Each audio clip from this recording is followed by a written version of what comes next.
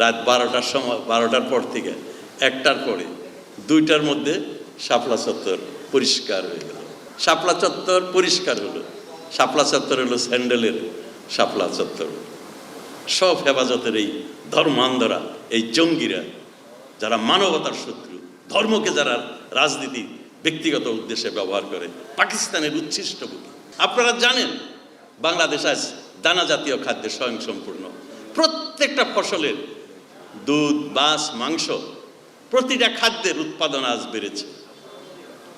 আজকে দুধে আমরা সারপ্লাস, আমরা ডিমে সারপ্লাস, আমরা চালে সারপ্লাস, শাক সবজি ফলমূল সব কিছুর উৎপাদন আজকে বাংলাদেশে বেড়েছে। আমরা কোনোটায় অষ্টম, চাল উৎপাদনে আমরা তৃতীয়। প্রতিটি ক্ষেত্রে আমাদের এই অসাধারণ অর্জন। আপনারা জানেন কৌশিক বসু একজন অর্থনীতিবিদ, সেও ওয়ার্ল্ড ব্যাংকের চিফ ইকোনমিস্ট, বাংলাদেশে এসে বলেছিল, আমি বাংলাদেশে এসেছি বাংলাদেশের উন্নয়নের কিচ্ছা শোনার জন্য, উন্নয়নের কাহিনী শোনার জন্য। এই যখন দেশ, তখন এই স্বাধীনতা বিরোধী শক্তি আবার রাস্তায় নেমেছে, আবার আন্দোলনের হুমকি দিচ্ছে। 13 সালে একবার দিয়েছিল, আপনাদের নিশ্চয়ই মনে আছে। 5ই মে হেফাজত কীরকম একটা সমাবেশ করেছিল শাপলা চত্বরে, মতিঝিলের। সেই শাপলা চত্বরে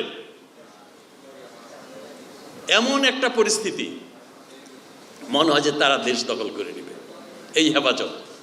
সন্ধ্যা পর্যন্ত আমি তখন মন্ত্রী, অনেক চেষ্টা করলাম তাদেরকে বোঝানোর জন্য, টেলিফোনে আলাপ করলাম হেফাজতের প্রধানের সাথে, বলে সন্ধ্যায় আমরা উঠে যাব। সন্ধ্যার সময় দেখি তারা গাড়িতে আগুন দেয়, সন্ধ্যায় কোরআন পোড়ায় বায়তুল মুকাররমে, ব্যাংকে আগুন দেয়, গাছ কাটে। এমন পরিস্থিতি, আমরা একটা চরম দুশ্চিন্তার মধ্যে, সংকটের মধ্যে, শঙ্কার মধ্যে। গণভবনে গেলাম, মাননীয় প্রধানমন্ত্রী বললেন, উনি খুবই কম কথায় বললেন, আপনারা ঘরে যান, কর্মীদেরকে সজাগ করেন, যে কোনো পরিস্থিতি আমাদের মোকাবেলা করতে হবে। সারা জাতি টেলিভিশনের সামনে বসে আছে, একটার পর একটা দেখছে কি হয়।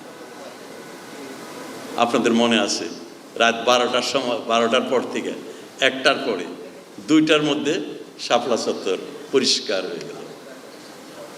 শাপলা চত্বর পরিষ্কার হলো। শাপলা চত্বর হলো স্যান্ডেলের শাপলা চত্বর। সব হেফাজতের এই ধর্মান্ধরা, এই জঙ্গিরা, যারা মানবতার শত্রু, ধর্মকে যারা রাজনীতি ব্যক্তিগত উদ্দেশ্যে ব্যবহার করে, পাকিস্তানের উচ্ছিষ্ট বুকি, পাকিস্তানের পদলেহনকারী। এই পাকিস্তানিরা কোনোদিন বাংলাদেশকে সম্মান করে কথা বলেনি।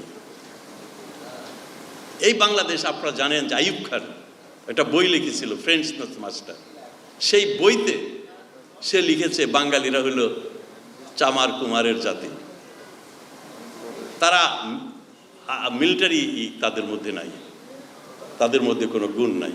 আমি এমনও শুনেছি একজন বিদেশি আমেরিকান অ্যাম্বাসেডার একজন জেনারেলকে জিজ্ঞাসা করেছিল যে সেনাবাহিনীতে মাত্র 8 ভাগ মানুষ কেন বাংলার, তারা তো মেজরিটি জনসংখ্যার দিক থেকে। নেভিতে কেন 7%, ডেপুটি সেক্রেটারি তোমাদের 207 জন 8 জন কেন বাংলাদেশের ফেডারেল গভর্নমেন্টে। এই যে বৈষম্য ছিল, এই বৈষম্যের বিরুদ্ধে বঙ্গবন্ধু কথা বলতেন। সেই আর্মির জেনারেল ইউএস অ্যাম্বাসেডারকে বলেছিল, do you want to make a defence force with the lamb? বাঙালিরা ভেড়ার জাতি। কাজী বঙ্গবন্ধু যে বাংলাদেশকে স্বাধীন করেছিলেন পৃথিবীর বুকে একটা সম্মানের, গৌরবের জাতি হিসাবে প্রতিষ্ঠা করার জন্য।